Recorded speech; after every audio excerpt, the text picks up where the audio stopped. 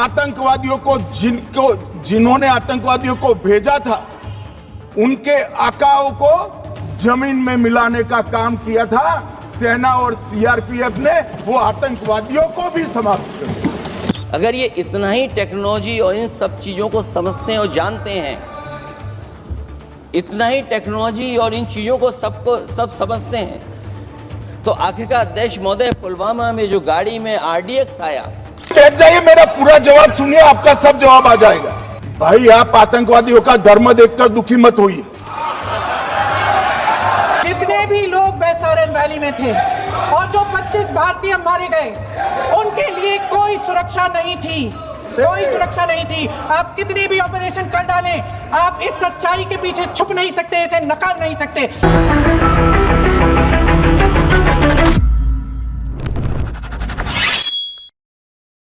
வணக்கம். பார்லிமெண்ட் இன்னைக்கு போர்க்களமாக தென்பட்டது. பெஹல்காம் தாக்குதலுக்கு பின்பு 100 நாட்கள் ஆன பின்பு கூட ஒரு முறை கூட இந்த நாட்டு ஹோம் மினிஸ்டர், இந்த நாட்டு பிரைம் மினிஸ்டர் அல்ல இந்த நாட்டில் இருக்கக்கூடிய எந்த அரசியல்வாதியுமே பெஹல்காம் தாக்குதலில் செக்யூரிட்டி லேப்ஸ் நடந்தது, அதற்கான பொறுப்பு, அதற்கான அக்கௌண்டபிலிட்டியை நாங்கள் எடுத்துக்கொள்கிறோம் என்று யாருமே கூறவில்லை. எந்த விதமான பிரஸ் மீட்டோ அல்ல எந்த விதமான பதிலையும் கூறவில்லை. சுத்தி வளைத்துக் கொண்டிருந்தார்கள். மான்சூன் செஷனில் அனைவருமே எதிர்பார்த்த ஒரு விஷயம், பெஹல்காம் தாக்குதலை பற்றி இந்த நாட்டு பிரைம் மினிஸ்டர் பதிலளிப்பார், ஹோம் மினிஸ்டர் பதிலளிப்பார் என்று. நேற்று டிஃபென்ஸ் மினிஸ்டர் ராஜ்நாத் சிங் அவர்கள் பதில் கொடுக்கும் போது காஷ்மீரில் நடந்த ஒரு தாக்குதல், 3 தீவிரவாதிகளை இந்திய ராணுவ படை என்கவுண்டர் செய்தது. அதுதான் இன்னைக்கு அமித்ஷாவுடைய ஸ்பீச்சிலும் இருந்தது, அதேதான் இன்னைக்கு மோடி அவர்களுடைய ஸ்பீச்சிலும் இருந்தது. நேற்று ராஜ்நாத் சிங் அவர்கள் எப்படி டிஃபென்ஸ் செய்ய பார்த்தாரோ, எப்படி இந்த நாட்டில் இருக்கக்கூடிய கோதி மீடியா ஆபரேஷன் மகாதேவ் என்கிற விஷயத்தை ஹைலைட் செய்து காட்டினார்களோ, இதற்கு பின்னாடி இருக்கக்கூடிய சதி, இதற்கு பின்னாடி இருக்கக்கூடிய சூழ்ச்சியையும் இன்னைக்கு நீங்க பார்க்க வேண்டும், புரிந்து கொள்ள வேண்டும். இந்த நாட்டில் நீங்க எம்பியாக பதவியேற்றாலே போதும் உங்களுக்கு பல்வேறு விதமான சலுகைகள் கிடைக்கும். அமைச்சராக மாறிவிட்டால் நீங்க அந்த அமைச்சரகத்தை எப்படி வேணாலும் நடத்தலாம் என்று நினைக்கிறீர்கள், உங்களுக்கு பாதுகாப்பும் கிடைக்கிறது. ஆனால் இந்த அரசாங்கத்தின் தலைமையில் இருக்கக்கூடிய பிரைம் மினிஸ்டர், அவருடைய தலைமையில தானே அனைத்துமே செயல்பட வேண்டும். இன்னொரு பக்கம் ஹோம் மினிஸ்டர், அவருடைய பொறுப்பு இந்த நாட்டில் இருக்கக்கூடிய செக்யூரிட்டி விஷயங்களை பார்ப்பது. அப்போ இது போன்ற ஒரு தாக்குதல் நடக்கும் போது, இந்த நாட்டில் ஒரு செக்யூரிட்டி லேப்ஸ் நடக்கும் போது அதற்கான பதில் கொடுக்கக்கூடிய ஸ்தானத்தில் யார் இருக்கிறார்? ஹோம் மினிஸ்டர் அமித்ஷா இருக்கிறார். அமித்ஷா அவர்கள் பொறுப்பெடுத்துக் கொண்டாரா? அமித்ஷா அவர்கள் பதில் கொடுத்தாரா என்று நீங்க பார்த்தீர்கள்னா எங்கேயுமே கிடையாது. அதனால்தான் இன்னைக்கு பார்த்தீர்கள்னா அமித்ஷாவுடைய கோபம் ஆகாயத்தில் இருந்தது, அப்படியே கோபத்தில் கொந்தளித்துக் கொண்டிருந்தார். அகிலேஷ் யாதவ் மீது, பிரியங்கா காந்தி மீது, இன்னும் சொல்ல போனால் நெஹ்ரு வரை அவர் யாரையுமே விட்டு வைக்கவில்லை. காரணம், அவரிடம் எதிர்கட்சி தலைவர்கள் பதில் கேட்டுக் கொண்டிருந்தார்கள். அவருடைய தாட் ப்ராசஸை பாருங்கள். எனக்கிட்ட எதற்கு சார் நீங்க பதில் கேட்கிறீங்க? எங்களுடைய ராஜ்யம், எங்களுடைய அரசாங்கம், நாங்க இந்த நாட்டை எப்படி வேணாலும் நடத்துவோம், எங்களுக்கு யாருக்குமே பதில் கொடுப்பதற்கு எந்த கட்டாயமும் கிடையாது, நீங்க எங்கள்கிட்ட கேள்வியே கேட்க கூடாது. நீங்க எம்பியாக இருந்தால் எடுத்துட்டு போங்க, மக்கள் உங்களை தேர்வு செய்து அனுப்பினால் அனுப்பிட்டு போங்க, நாங்க உங்களுக்கெல்லாம் பதில் கொடுக்க மாட்டோம். இந்த ஆட்டிடியூட்ல தான் பிஜேபி பார்லிமெண்ட்ல இருந்து பதில் கொடுத்து கொண்டிருந்தார். அமித்ஷா அவர்களை நீங்க பார்த்தீர்கள்னா, பெஹல்காமில் 26 அப்பாவிகள் எப்படி கொல்லப்பட்டார்கள், எப்படி தீவிரவாதிகள் இந்திய எல்லைக்குள் வந்தார்கள், அந்த செக்யூரிட்டி லேப்ஸ் எப்படி நடந்தது என்கிற அந்த கேள்வியை கேட்ட போது அவருடைய பதிலை நீங்க பார்த்தீர்கள். எப்படி ஆபரேஷன் சிந்தூரை பற்றின அந்த இன்ஃபர்மேஷன் காலை 4:46 அவருக்கு கிடைத்துக் கொண்டிருந்ததை அனைத்தையும் அவர் எடுத்து வைக்கிறார். பெஹல்காம் தாக்குதலை பற்றி அதற்கான எவிடன்சஸ், இப்போ நேற்று நடந்த தாக்குதல், நேற்று அந்த நடந்த என்கவுண்டர், அதுல 3 தீவிரவாதிகளுமே இந்த பெஹல்காம் தாக்குதலில் ஈடுபட்ட அந்த தீவிரவாதிகள் என்று கூறியிருக்கிறார். அப்படியே இருந்து போகட்டும். 100 நாட்கள் திடீர் என்று எப்படி அவர்கள் என்கவுண்டரில் கொல்லப்பட்டார்கள்? 100 நாட்கள் வரை எதற்காக இந்த நாட்டு அரசாங்கம், இந்த நாட்டு இன்டெலிஜென்ஸ் ஏஜென்சிகள் காத்து கொண்டிருந்தது? என்னைக்கு பார்லிமெண்டோடைய செஷன் நடக்கிறதோ அன்னைக்கே இந்த கோஇன்சிடென்ஸ் நடக்குமா? இந்த கேள்வியை அகிலேஷ் யாதவ் கேட்கிறார். என்கவுண்டர் செய்யப்பட்ட தீவிரவாதிகள் அந்த தீவிரவாதிகள் தான் என்கிற அந்த ஆதாரம் என்ன இருக்கிறது? இதையும் கேட்டிருக்கிறது. நேற்றிலிருந்தே பல எக்ஸ்பர்ட்ஸ்கள் கேட்டுக்கொண்டுதான் இருக்கிறார்கள். அப்போ இந்த நாட்டில் யாருமே கேள்விகளை கேட்கக்கூடாது. கேள்வி கேட்டீர்களா நீங்க தேச துரோகி. இதே ஆட்டிடியூடை தான் இன்னைக்கு அமித்ஷா தன்னுடைய கோபத்தின் உச்சக்கட்டத்தை தொட்டு பார்லிமெண்ட்ல இருந்து பேசிக் கொண்டிருந்தார். 26 நபர்களுடைய மரணம், அவர்களுடைய கொலைக்கான காரணம் என்னவென்று கேட்டபோது அகிலேஷ் யாதவ் மீது அமித்ஷா எந்த அளவில் கொந்தளித்தார் என்று நீங்களே பாருங்கள். आतंकवादियों को जिन्होंने आतंकवादियों को भेजा था उनके आकाओं को जमीन में मिलाने का काम किया था सेना और सीआरपीएफ ने। वो आतंकवादियों को भी समाप्त कर दिया। और मान्यवर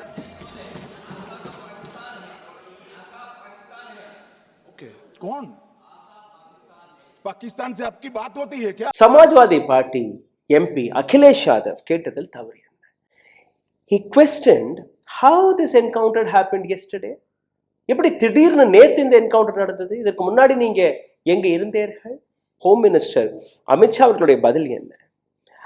பாகிஸ்தானுடன் டெய்லி நீங்க தொடர்புல இருக்கிறீங்களா, இல்ல அவர்களுடைய மதத்தை பார்த்து நீங்க இந்த கேள்வியை கேட்கிறீர்களா? அதாவது நீங்க ஒரு கேள்வி கேட்டாலே அதற்கான கனெக்ஷன் ரிலிஜியஸ் மதத்தை தூண்டிவிட்டு, ஹிந்து முஸ்லிம் என்ற விஷயத்தை தூண்டிவிட்டு நீங்க தப்பிக்கக்கூடிய வேலையை பார்க்கிறீர்கள். இங்கே மட்டும் அமித்ஷா நிற்கவில்லை, நெஹ்ரு காலகட்டத்தை வரை இழுத்து பேசிவிட்டார். ஆனால் இவர்களுடைய அரசாங்கம், உங்களுடைய செக்யூரிட்டி லேப்ஸ், உங்கள் கையில் பாதுகாப்பிற்கான அனைத்து விஷயங்களும் இருக்கு. அப்போ உங்கள்கிட்ட தானே இந்த கேள்விகள் கேட்கப்படும், நீங்க தானே அந்த பதிலை கொடுக்கணும். பிரியங்கா காந்தியும் இந்த இடத்தில் கேள்விகளை அடுக்கடுக்காக கேட்கிறார். என்ன டெரரிஸ்ட் ஆர்கனைசேஷன், எந்த டெரரிஸ்ட் ஆர்கனைசேஷன் இதற்கான பொறுப்பை ஏற்றுக்கொண்டதோ அந்த ஆர்கனைசேஷன் ஃபார்ம் ஆனது 2019ஆம் ஆண்டு. 2019ஆம் ஆண்டிலிருந்து 2020 to 2025 வரை நீங்க பார்த்தீர்கள்னா 25க்கும் மேற்பட்ட தீவிரவாத தாக்குதல்களை அவர்கள் நடத்தியுள்ளார்கள். அதுல 40க்கும் மேற்பட்ட செக்யூரிட்டி பர்சனல்ஸ்கள், ராணுவ வீரர்கள் கொல்லப்பட்டிருக்கிறார்கள். சிவிலியன்ஸ் 25க்கும் மேற்பட்ட சிவிலியன்ஸ் கொல்லப்பட்டிருக்கிறார்கள். இந்த ஆர்கனைசேஷனை 2023ஆம் ஆண்டு வரை எதற்காக இந்த நாட்டு அரசாங்கம் தீவிரவாத ஆர்கனைசேஷனாக, அமைப்பாக நீங்க அறிவிக்கவில்லை. ஹோம் மினிஸ்ட்ரி பிரைம் மினிஸ்டர் மோடியுடைய அரசாங்கத்திற்கு முன்பு, அதாவது டாக்டர் மன்மோகன் சிங் காலகட்டத்தில் 2013 and 14 நீங்க பார்த்தீர்கள்னா பட்ஜெட் வாஸ் ஓன்லி 58,000 crore, 58,000 கோடி ரூபாய் மட்டும்தான் ஹோம் மினிஸ்ட்ரிக்கான பட்ஜெட் இருந்தது. இன்னைக்கு பிரைம் மினிஸ்டர் மோடி அரசில் இந்த செக்யூரிட்டிக்கான பட்ஜெட் 2,33,000 கோடி ரூபாய். இந்த அளவில் பணத்தை கொடுத்த பின்பு கூட எதற்காக அமித்ஷா பதில் கொடுக்கவில்லை? அன்னைக்கு நீங்க பார்த்தீர்கள்னா இந்த அளவில் அட்வான்ஸ்டான செக்யூரிட்டி எக்யூப்மெண்ட்ஸ் இந்தியாவிடம் கிடையாது. ஆனால் இன்னைக்கு இருக்கு. அந்த அளவில் பட்ஜெட் எல்லாம் நாம் ஒதுக்கி கொடுத்திருக்கிறோம். ஆனால் இது போன்ற பிரச்சனைகள் வரும்போது நாங்க அதற்கான பொறுப்பு கிடையாது. I am sorry, we will not answer you. Akhilesh Yadav இங்க நிற்கவில்லை. அகிலேஷ் யாதவ் இதை விட்டு விடுங்க சார். புல்வாமா தாக்குதல், அங்க ஆர்டிஎக்ஸ் எப்படி வந்தது? देश के जितने भी राजनीतिक दल हैं वो आपके साथ थे. आखिरकार इनकाउंटर कल ही क्यों हुआ?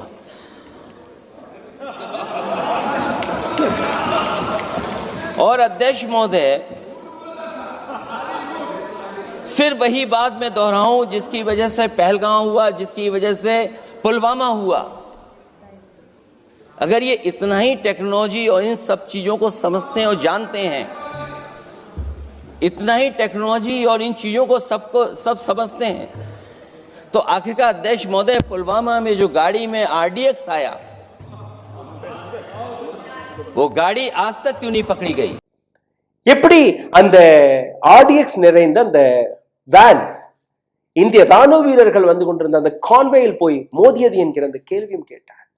அதற்கும் எந்த விதமான பதிலும் கிடையாது. அப்போ இந்த நாட்டில் இருக்கக்கூடிய ஹோம் மினிஸ்ட்ரியுடைய பொறுப்பு என்ன? அவர்கள்ட்ட தானே இந்த இன்டெலிஜென்ஸ் ரிப்போர்ட் எல்லாத்திற்குமே முதல்ல போய் சேர்கிறது. அப்போ உங்கள்கிட்ட இன்டெலிஜென்ஸ் ரிப்போர்ட் வரவில்லை என்று நீங்க கூறணும். அப்படி வந்திருந்தால் நீங்க அதற்கான என்ன ஆக்ஷன் எடுத்தீர்கள் என்று அதற்கான பதிலை நீங்க கூறணும். இதுதானே சரி. அதற்காக ஜனத்தை எப்படி நீங்க கேள்வி கேட்கலாம்? அரசாங்கத்தை பார்த்து எப்படி நீங்க கேள்வி கேட்கலாம்? அப்படி கேள்வி கேட்டீர்களா நீங்க பாகிஸ்தானோட கையாளா? இது பதிலா sir? Is this how the government functions? Or is this how you reply to the public of India, the people of India? The population of our country is crossed 140 crore. 140 கோடி மக்களை நாம் தாண்டி விட்டோம். அத்தனை நபர்களுக்கு நீங்க பதில் கொடுக்கக்கூடிய விதமா இது? பதில் நாங்க கொடுக்க மாட்டோம். கேள்விகளை நீங்க கேட்க கூடாது. சரி, the lieutenant governor அவராவது பொறுப்பெடுத்துக்கினாரா? காஷ்மீர், ஜம்மு அண்ட் காஷ்மீருடைய லெப்டினன்ட் கவர்னர். செக்யூரிட்டி லேப்ஸ் அங்க நடந்திருக்கிறது. அதாவது சிந்தூரை நீங்க விட்டுவிடுங்கள். சிந்தூருக்கு முன்னாடி ஏப்ரல் 22ஆம் தேதி எப்படி இந்த தாக்குதல் நடந்தது என்கிற அந்த கட்டத்திற்கு யாருமே நீங்க வரவில்லை. அந்த விஷயத்தை பற்றி நீங்க பேசுவதில்லையே. அதுதானே மிக முக்கியமான விஷயம். அங்கிருந்து வந்த தீவிரவாதிகளுடைய எண்ணிக்கை 5, நேற்று கொல்லப்பட்ட நபர்கள் 3. அப்படி அவர்களே அந்த தீவிரவாதிகள் என்று நம்பினால் கூட அது உண்மையாகவே இருக்கட்டும். மீதம் இருக்கக்கூடிய 2 நபர்கள் அவர்கள் எங்கே? 100 நாட்கள் வரை எப்படி அவர்கள் தப்பித்திருந்தார்கள்? எங்கே இருந்தார்கள்? இந்த விளக்கத்தை கொடுக்க அதுல ஒரே ஒரு நபரை பற்றி தான் வெளியில வந்திருக்கிறது. ஹம்சா என்கிற அந்த நபர், அவர்தான் மாஸ்டர் மைண்ட் என்று நீங்க கூறுகிறீர்கள். மீதம் இருக்கக்கூடிய 2 நபர்கள், அவர்களுடைய படங்கள் என்ன, அவர்களுடைய டீட்டெயில்ஸ் என்ன, எதுவுமே வெளிவரவில்லையே. தீவிரவாதிகள் தானே, கொல்லப்பட்டு விட்டார்கள் இல்லையா? அப்போ எந்த இடத்தில் இந்த நாட்டிற்கு சரியான பதில் கிடைக்கிறது என்கிற இந்த கேள்வி முன்வருகிறது. பிரைம் மினிஸ்டர் மோடி, ராகுல் காந்தியும் இந்த விஷயத்தை பற்றி, இந்த விவகாரத்தை பற்றி பதில்களை கொடுத்திருக்கிறார்கள். முதலில் ராகுல் காந்தி என்ன கேள்விகள் எழுப்பினார், அதை நாம் பார்த்து விடலாம். ராகுல் காந்தி இந்த நாட்டு அரசாங்கத்தை கிரிட்டிசைஸ் செய்யும் போது ஆபரேஷனல் ஃப்ரீடம் கிடைக்கவில்லை, lack of political will. Lack of political will, அரசியல் அந்த வில்லே உங்களுக்கு கிடையாது. ஆபரேஷனல் ஃப்ரீடமே நீங்க ஆர்மிக்கு கொடுக்கவில்லையே. அப்படித்தானே இங்க நடந்திருக்கிறது. ஆபரேஷனல் ஃப்ரீடம் நீங்க ஆர்ம்டு போர்சஸ்கள் கொடுத்திருந்தீர்கள்னா இன்னைக்கு பாகிஸ்தான் உங்களுக்கு முன்பு மண்டி போட்டு கொண்டிருந்திருப்பார்கள், மன்னிப்பை கேட்டிருப்பார்கள். நீங்க கொடுக்கல. Indian aircraft were lost during Operation Sindoor, not due to technical error by the military. நாம் ஃபைட்டர் ஜெட்ஸ்களை இழந்து நிற்கிறோம், இந்திய ராணுவத்தோடைய தவறால் கிடையாது. Chief of defence staff Anil Chauhan கொடுத்த அந்த பதிலை கொஞ்சம் எடுத்து பாருங்கள். The government signaled to Pakistan that it lacked that resolve to target their air defenses. இந்த நாட்டுடைய chief of defence staff Anil Chauhan கொடுத்த பதில், இந்த நாட்டு அரசாங்கம் எங்களுடைய கைகளை கட்டி வைத்திருந்தது அந்த நாட்டுடைய, அதாவது பாகிஸ்தானின் ஆர்மி மீது எந்த விதமான தாக்குதலையும் நீங்க நடத்தக்கூடாது என்று கூறினார்களா? அதனால்தான் இந்திய ராணுவம் ஸ்ட்ராட்டஜிக்காக வெறும் அந்த இடத்தில் இருக்கக்கூடிய தீவிரவாதிகளை மட்டுமே குறிவைத்து தாக்கினார்கள். அது ஒரு பக்கம். அதற்கப்புறம் பாகிஸ்தான் ரிட்டாலியேட் செய்த போது 8ஆம் தேதி 9ஆம் தேதி அன்னைக்கு நாம் தாக்கியிருக்கலாமா? இல்லையா? அன்னைக்கும் இந்த நாட்டு அரசாங்கம் தலையிட்டதாக chief of defence staff Anil சௌஹானுடைய அந்த ஸ்டேட்மெண்ட்டுக்கான அர்த்தம் என்ன? இந்த பக்கம் நேற்று டிஃபென்ஸ் மினிஸ்டர் ராஜ்நாத் சிங் கொடுத்த பதில், எந்த ஏர்கிராப்டும் நாம் இழக்கவில்லை, எந்த ராணுவ வீரரையும் நான் இழக்கவில்லை. அப்போ chief of defence staff Anil Chauhan கூறியது பொய்யா? அப்படி அவர் பொய் பேசியிருந்தால் ஏன் நீங்க அவர் மீது எந்த விதமான ஆக்ஷன் எடுக்கவில்லை? அப்போ நீங்க பேசுறது மட்டும் தான் உண்மையா? நீங்க பேசுறது அனைத்தையும் ஏற்றுக்கொள்ள வேண்டுமே, எந்த விதமான கேள்வியும் கேட்கக்கூடாது. அப்படி கேள்வி கேட்டால் நாங்க பாகிஸ்தான் உடைய கைகூலி, அப்படித்தானே நீங்க பார்லிமெண்ட்ல எடுத்து வைக்கக்கூடிய வேலையை பார்க்கிறீர்கள். 29 முறை United state president Donald Trump கூறிய விஷயம், நான் தலையிட்டு பாகிஸ்தான் அண்ட் இந்தியாவுக்கு நடுவே அந்த சமாதான பேச்சுவார்த்தையை நடத்தினேன், இந்த சீஸ்ஃபயரை நான் கொண்டு வந்தேன். அப்படி தைரியம் இருந்தால் let prime minister Modi accept this, answer this in parliament. Challenge செய்திருக்கிறார். அதற்கு என்ன பதில் கொடுத்தார் அதையும் நான் உங்களுக்கு எடுத்து காட்டுவேன். The question is security and intelligence labs. மிக முக்கியமான கேள்வி. இங்க ஆபரேஷன் சிந்தூருக்கு அப்புறம் பாகிஸ்தான் இந்தியா சீஸ் ஃபயர் அதெல்லாம் கிடையாது.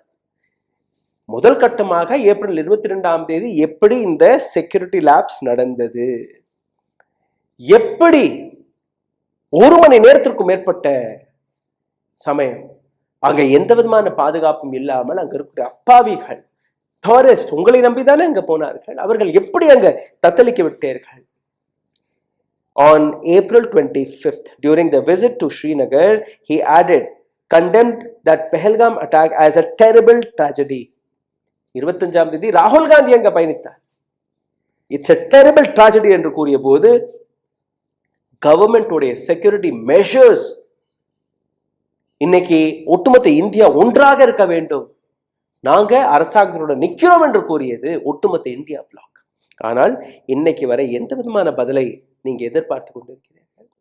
சப்போர்ட் ஃபார் ஆர்ம்டு ஃபோர்ஸ் சரியாக கிடைத்ததா?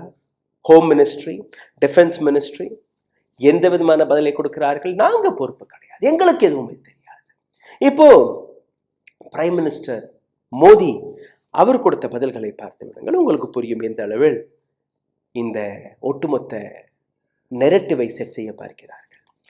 Swift retaliation in operation Sindoor. Swift retaliation. We avenged April 22 in 22 minutes. April 22 நடந்த தாக்குதலை 22 நிமிடத்தில் நாங்க கண்ட்ரோலில் கொண்டு வந்துவிட்டோம். அதாவது 22 minutes. அந்த தீவிரவாதிகள் சுட்டு கொன்று விட்டு எங்கேயோ தப்பித்து ஓடிவிட்டார்கள், ஆனால் நாங்க கண்ட்ரோல் செய்து விட்டோம். We have controlled everything. Prime Minister Modi is replying in this way in the parliament. இது மட்டுமல்ல, establishing new norms in counter-terrorism. New norms.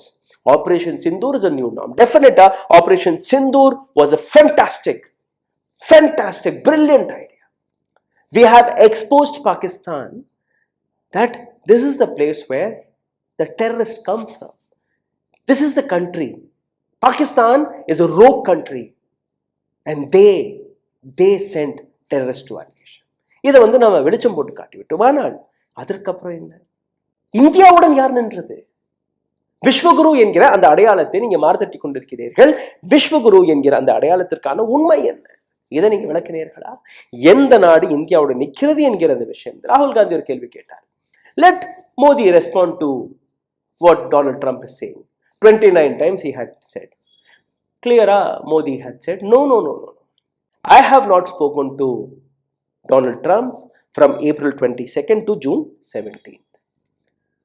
June 17 வரை நான் டொனால்ட் ட்ரம்பிடம் பேசவே இல்லை. டொனால்ட் ட்ரம்பிற்கும் இதற்கான எந்த விதமான கனெக்ஷனும் கிடையாது. டொனால்ட் ட்ரம்பால் இந்த இந்தியா பாகிஸ்தான் போரெல்லாம் நிற்கவில்லை, சீஸ்ஃபயரும் நடக்கவில்லை. அவர்கள்தான் DGMO of Pakistan had called India and said, ரொம்ப அடிச்சிட்டீங்க சார், ரொம்ப வலிக்குது, ப்ளீஸ் தயவு செய்து எங்களை விட்டு விடுங்க, இதுக்கப்புறம் எங்களால் தாங்க முடியாது, அப்படியே கதறினார்களா, காலில் விழுந்து கெஞ்சினார்களா. அதனாலதான் இந்தியா ஏன் இந்த விஷயத்த டொனால்ட் ட்ரம்ப் முதல் முறையாக சொல்லும் போது எப்படி நீ சொல்ல போகலாம், நாங்க பாகிஸ்தானை பொழைச்சு போன விட்டுருக்கோம், டொனால்ட் ட்ரம்பிற்கும் இதற்கும் சம்மதம் அன்னைக்கு நீங்க சொல்லியிருக்கணுமா? இல்லை. 29 முறை ஒவ்வொரு இடத்துல டொனால்ட் ட்ரம்ப் பேசும்போது இன்னைக்கு எதிர்கட்சிகள், இன்னைக்கு ஒட்டுமொத்த இந்தியாவில் இந்த கேள்விகள் எழும்பும் போது நீங்க இந்த பதிலை கொடுத்திருக்கிறீர்கள். நிச்சயமாக இதையும் நான் வரவேற்கிறேன். சரி, பார்லிமெண்டில் நீங்க பதிலை கொடுத்திருக்கிறீர்கள். It is been registered.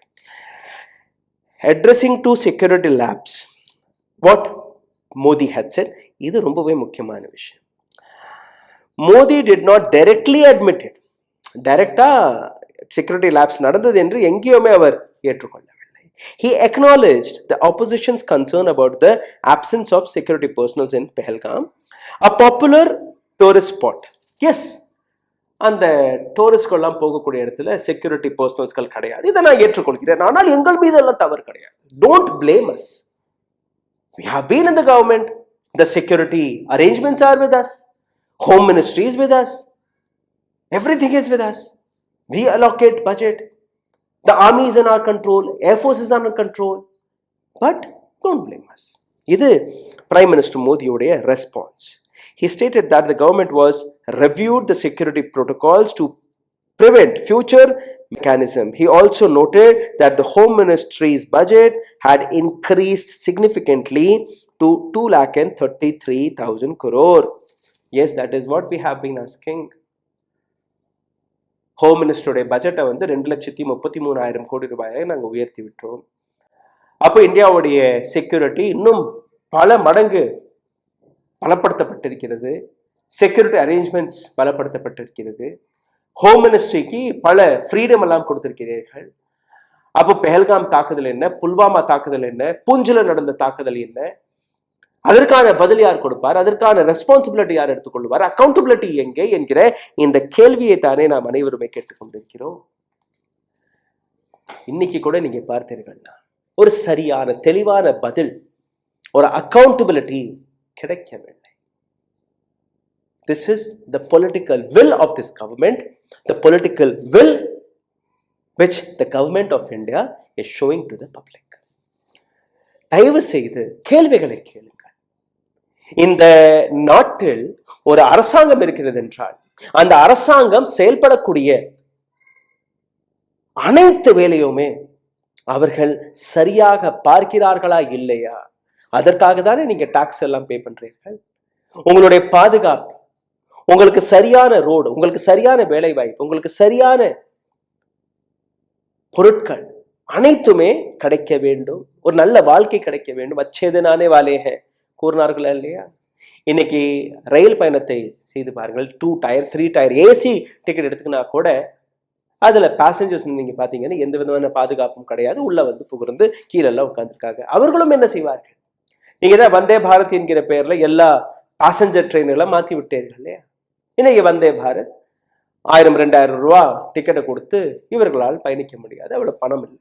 அதனால இன்னும் சொல்ல போனா அவர்கள் டிக்கெட் இல்லாம பயணிக்கும் போது கூட எந்த விதமான தண்டனையும் கிடையாது. வாங்க போங்க, எங்கேயாலும் போங்க, எந்த பிரச்சனையும் கிடையாது. அயோத்தியா போகணுமா ஃப்ரீ டிக்கெட், கங்கை குளிக்க போகணுமா ஃப்ரீ டிக்கெட், பீகார்ல இருந்து தமிழ்நாடுக்கு வரணுமா, தமிழ்நாட்டில இருந்து உத்தரப்பிரதேசத்துக்கு போகணுமா ஃப்ரீ டிக்கெட், நோ ப்ராப்ளம். நாங்க பிடிச்சால் கூட உங்களை விட்டு விடுவோம். அப்படித்தானே நீங்க ஒரு அரசாங்கத்தை நடத்தி வருகிறீர்கள். அப்போ கேள்விகள் மிக முக்கியமானது. கேள்விகளை கேளுங்கள். அரசாங்கத்தை பார்த்து கேள்விகளை கேளுங்கள். எந்த விதமான பயனும் இருக்கக்கூடாது. இது உங்களுடைய அதிகாரம். தவறான கேள்விகளை கேட்காதீர்கள், தவறான வார்த்தைகளை பயன்படுத்தாதீர்கள். மரியாதையுடன் ஒரு எல்லையில் இருந்து கொண்டு சரியான ஃபேக்ட்ஃபுல்லான கேள்விகளை கேட்கும் போது யாராலையுமே உங்களை தட்டி கேட்க முடியாது. கேள்விகள் சரியாக இருக்க வேண்டும். இந்த சேனலை சப்போர்ட் செய்ய நினைக்கக்கூடிய நபர்கள், எங்களுடைய ப்ரோக்ராம்ஸ் எல்லாம் நீங்க பார்த்து வருகிறீர்கள். அதுல நீங்க பார்த்தீர்களா, கீழே வியூஸ் ரொம்பவே கம்மியாக இருக்கிறது. அதற்கான காரணம் பல ஏஜென்சிகள் எங்களை முடக்கக்கூடிய வேலையை பார்த்து வருகிறார்கள். இதுல இருந்து மீட்டெடுப்பதற்காக உங்களுடைய உதவி எங்களுக்கு தேவைப்படுகிறது. இது போன்ற வீடியோக்களை பார்த்த உடனேயே தயவு செய்து உங்களுடைய ஃபேமிலி குரூப்பிலேயோ உங்களுடைய நண்பர்களுக்கோ பகிருங்கள், ஷேர் செய்யுங்கள். கீழே கமெண்ட் ரொம்பவே முக்கியமானது. இதை தாண்டி இந்த சேனலை சப்போர்ட் செய்ய நினைக்கக்கூடிய நபர்கள், இந்த மாதம் எங்களுக்கு 2.5 லட்சம் ரூபாய் குறைவாக இருக்கிறது, சம்பளம் எல்லாம் கொடுக்கணும், முடியவில்லை. ஏன்னா அந்த அளவில் எங்களை முடக்கி வருகிறார்கள். எந்த விதமான சப்போர்ட் சிஸ்டமும் இல்லாமல் உங்களுக்காக ஒவ்வொரு நாளும் நாங்கள் உழைத்து கொண்டிருக்கிறோம். இந்த பிரச்சனையில் கூட நாங்க ஒரு நாள் ஃபெயில் ஆகாம, நான் ஐயநாதன் ஐயா, என்னுடைய டீம், எடிட்டர்ஸ் எல்லாருமே உழைத்து கொண்டிருக்கிறோம். எங்களை சப்போர்ட் செய்ய நினைக்கக்கூடிய நபர்கள், ஒரு சுதந்திர இந்தியாவில் ஒரு சுதந்திர ஊடகம் இருக்க வேண்டும் என்று நம்பக்கூடிய நபர்கள், பகிருங்கள், ஷேர் செய்யுங்கள், கமெண்ட் எழுதுங்கள். கீழே எழுதியிருக்கக்கூடிய UPI ஐடியில் உங்களுடைய ஆதரவை மறக்காமல் அனுப்புங்கள். இன்னும் எத்தனை நாட்கள் வரை எங்களால் செயல்பட முடியும் என்று எங்களுக்கு தெரியவில்லை. நன்றி, வணக்கம். ஊடகம் கார்ப்பரேட் அரசியல்வாதிகளின் கைப்பாவையாக அடிமைகளாக இருந்தது போதும், இனி சாட்டை எடுத்து சுழற்றும் நேரம் வந்துவிட்டது. ஊடகம் பொதுமக்களாகிய உங்களுக்காக, உங்களாலேயே இயக்கப்பட வேண்டும். ஊடக சுதந்திரத்திற்காக உங்களின் பங்களிப்பை இன்றே அளித்திடுங்கள்.